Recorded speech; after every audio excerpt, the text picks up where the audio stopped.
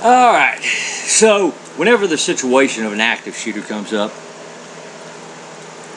and the fact that it usually, in fact almost exclusively occurs in gun-free zones, whenever there's a debate about gun-free zones, there's always some anti-self-defense, pro-gun control, anti-freedom dipshit whose IQ is that of a dead weasel, comes out there and makes a comment of, well, what if the police confuse you for the active shooter?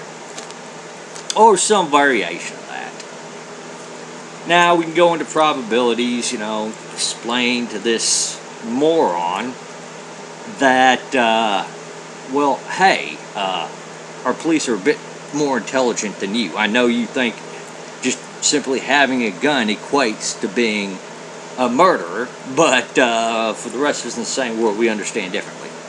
Now, on that note, there's an even simpler answer.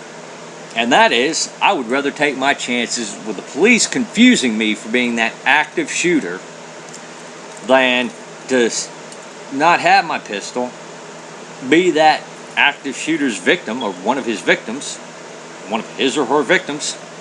Police are like, yeah, well, another victim of the active shooter. I mean, I guess at least they didn't confuse me for the active shooter, right? But it's kind of pointless, because you're dead. So, I would rather take my chances, and have a chance at survival than to not have that chance. Because there's a simple solution, when the police show up, in most cases. Put your hands up, drop the pistol, put your hands up in the air.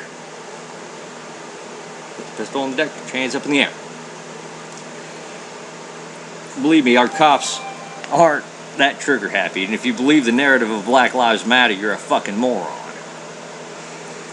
Pistol on the deck, put your hands up in the air. Yeah, there's a probability you're going to be arrested. But again, our police officers, for the most part, are not morons. They'll figure it out. And you can go on breathing. Better than being 6 foot under, right? Alright, y'all take her easy out there now.